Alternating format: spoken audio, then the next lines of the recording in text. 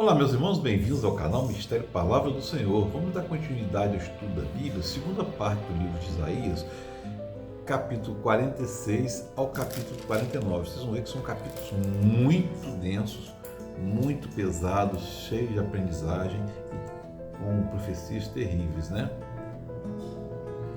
Capítulo 46 vai falar aqui dos deuses da Babilônia, né?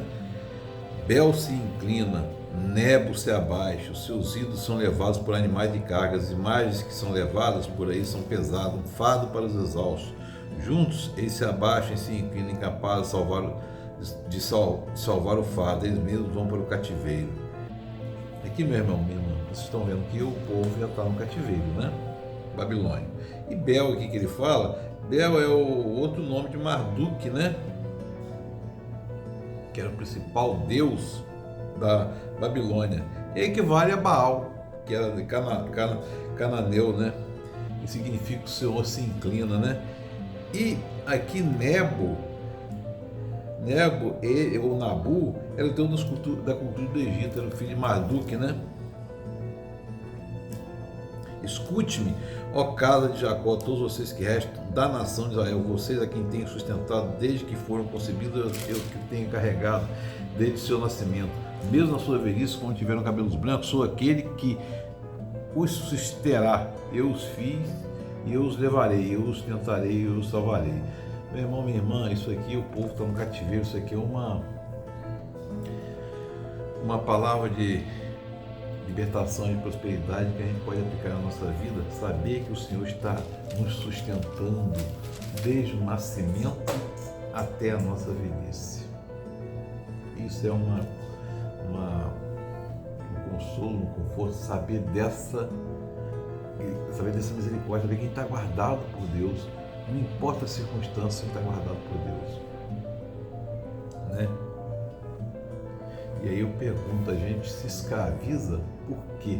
Se Jesus já nos deu liberdade, nos deu libertação. Nossos cativeiros a gente mesmo cria. E o Espírito Santo nos encaminha e nos orienta para sairmos. Aí pergunto, com quem vocês vão comparar-me? Ou a quem me considerarão igual? Um Deus que inclinam e adoram? Está dizendo aqui dos deuses que eles inclinam, os ídolos, né? Que são coisas mortas, assim, inclinam e adorando coisas criadas pelo próprio homem. O homem é criatura, só Deus deve ser adorado, né? Embora alguém o invoque, ninguém responde, é incapaz de salvá-lo de seus problemas. Meu irmão aqui está dizendo que eles são incapazes porque não tem vida. Deus é pessoal, ele está ao nosso lado. Jesus é pessoal, o Espírito Santo é pessoal. O relacionamento conosco é pessoal. A oração que nós fazemos a Deus é uma oração não para mudar a vontade de Deus, mas para nos sujeitarmos à vontade de Deus, nos coloca em condição de submissão, de obediência, né? E traz conforto e relacionamento. Eu sou Deus e não há outro nenhum. Eu sou Deus e não há nenhum outro como eu. Porque a gente tem que entender que naquela época o povo acreditava que haviam outros deuses. E ainda há, hoje acredito. Mas na verdade só existe um Deus. Não existe nenhum outro Deus a não ser o Senhor, né? Escutem-me vocês de coração obstinado, vocês estão longe da retidão, estou trazendo para perto de mim, para perto da minha retidão, e ela não está distante, e a minha salvação não será adiada. Concederei a salvação a Sião e o meu esplendor a Israel. Isso é interessante da gente observar, que lá em cima ele vai falar uma coisa. Do Oriente convoco uma ave de rapina de uma terra bem distante, um homem para cumprir o meu propósito. Ele aqui está falando de Ciro da Pérsia, que vai ser liberto. Ciro da Pérsia vai dominar a Babilônia e vai libertar Israel, né? Desça, sente-se no pó, virgem cidade da Babilônia, sente-se no chão, sem um trono, filho dos babilônios. Você não mais será chamado de mimosa delicada. Apanhe pés moinhos, faça farinha, retire o seu véu, levante a saia de nude de suas pernas, através do riacho, sua nudez será exposta, sua vergonha será revelada. Eu me vingarei e não pouparei. Aqui está mandando o povo da Babilônia sentar em sinal de luto, né? Vocês estão vendo aqui que a Babilônia será exposta, a Babilônia será destruída e nunca mais se ergueu, né? Nosso Redentor, o Senhor dos Exércitos, é o seu nome, é o Santo de Israel. É que a gente vê aqui, né? Outra referência de Isaías falando Deus como Santo de Israel. Sente-se em silêncio em trevas na cidade dos babilônios, você não será mais chamada rainha dos reinos.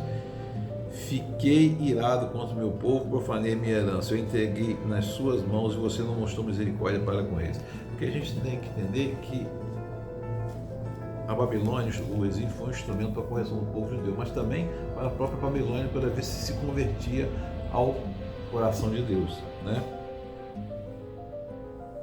E aqui você vê que ele fiquei irado quando meu povo profanei minha herança, eu entreguei nas suas mãos, você não mostrou misericórdia para com eles. E tá aqui, meu irmão, minha irmã, tá mostrando que os sofrimentos deles se cumpriram. E a maldição de Moisés, né, contra a desobediência da aliança. Moisés, na lei lá, Deus, se obedece, terá prosperidade, se não obedece, era maldição. A gente tem que lembrar que isso estavam debaixo da lei, né? E aí vem interessante que vem falando, você confiou em sua impiedade e disse, ninguém me vê, sua sabedoria e seu conhecimento é engano. Quando você diz assim mesmo, somente eu, mas ninguém além de mim. Está vendo aqui o povo sendo arrogante, né? E o capítulo 48 vai falar de um Israel obstinado. Deus sempre fala, eu não contenderei com esse povo, já que ele é obstinado, né? Escute, ó comunidade de Jacó, vocês que são chamados pelo nome de Israel. Jacó é Israel, né? E vem da linhagem de Judá. Está falando especificamente para o povo de Judá, das tribos de Judá que estão no cativeiro babilônico.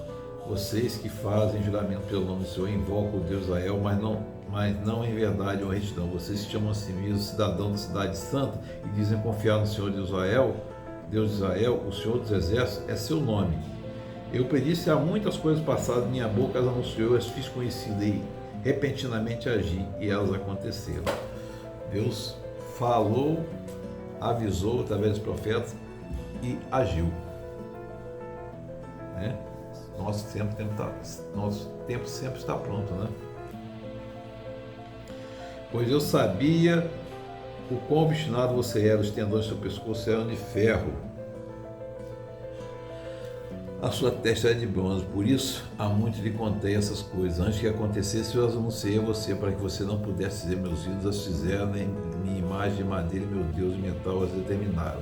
Ou seja, aqui está dizendo o caráter profético de quem profetizou e do aviso de Deus sobre essas coisas, né? E aí, você tem ouvido essas coisas, olhem para todas elas, você não irá admiti-las, e agora em diante eu lhe contarei coisas novas. Aqui vai falar da restauração de Israel, né? A libertação de Israel, coisa oculta que você desconhece. Por amor do meu próprio nome eu adio a minha ira, por amor do meu louvor eu a contive, para que você não fosse eliminado. Ou seja, a misericórdia do Senhor é a razão de não sermos consumidos, né?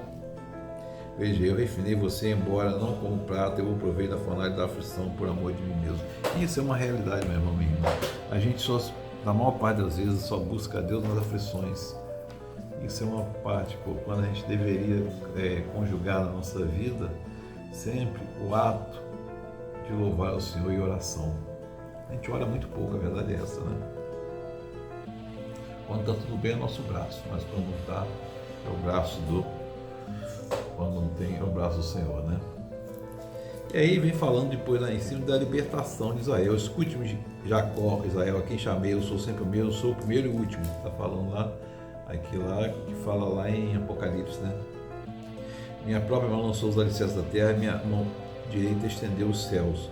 Quando eu os convoco, todos juntos se põem em pé. Está falando do poder de Deus aqui, Criador, né? Dizendo da criação dele, né? Qual dos ídolos predisse essas coisas? O amado Senhor cumprirá seu propósito. O amado Senhor cumprirá seus propósitos contra a Babilônia. Está falando de Ciro outra vez aqui. Seu braço será contra a Babilônia. Eu mesmo falou sim, eu mesmo falei sim, eu o chamei, eu trarei, e será bem sucedido nessa missão. E agora o soberano, o Senhor, me enviou com o seu espírito. Interessante a gente observar aqui que aqui, além da predição a respeito de Ciro, tem um caráter messiânico também, né? O Espírito do Senhor vem sobre o servo, né? E aí sobre o profeta messiânico, né? Aqui está falando sobre Ciro, está falando a profecia messiânica, e o profeta messiânico nada mais de saber de quem é o profeta messiânico. O profeta messiânico é justamente quem é o dono do livro aqui. Quem é? Isaías. Isaías é o maior profeta messiânico, né? Assim diz o Senhor Redentor, o Santo de Israel, eu sou o Senhor Deus que lhe ensina o que é melhor para você. Então, nossas aflições, os cativeiros, lá na Babilônia, e a destruição da Síria, pela Síria de Israel, tudo isso são provações para refinar o nosso caráter e provações para fortalecer a nossa fé, e é ensinador. Deus é pedagógico nas suas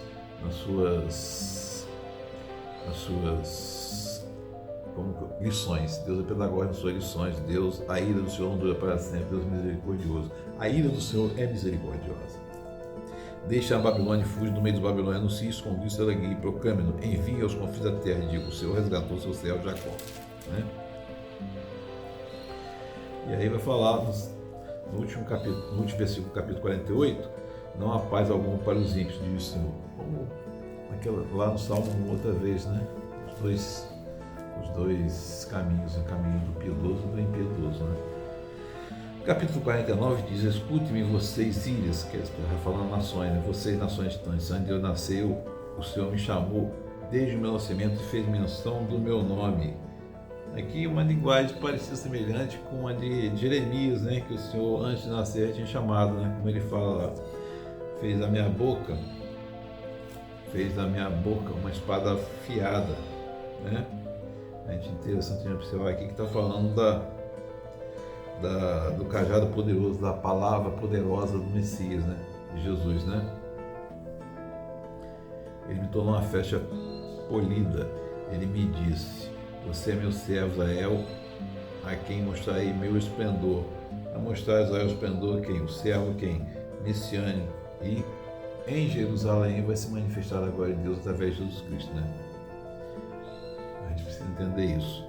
Mas eu disse: tenho me afadigado sem qualquer propósito, sem gastar minha força em vão, Pai, para nada. Contudo, o que me é devido está na mão do Senhor. E aí, meu irmão, depois ele vem cá falando da restauração de Israel.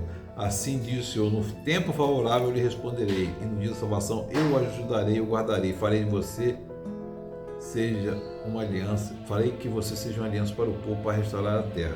Olha só, aqui é interessante a gente observar duas coisas. A história está na mão do Senhor, e na mão do Senhor o tempo do Senhor se cumprirá, o propósito do Senhor se cumprirá. Não adianta a gente teimar contra, porque o propósito do Senhor se cumprirá.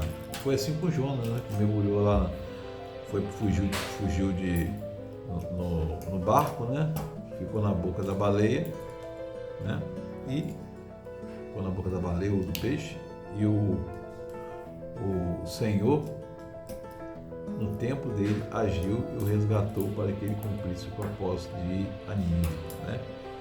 Na nossa vida sempre o Senhor age naquele momento em que a gente menos espera, e o Senhor nos livra o tempo todo, né?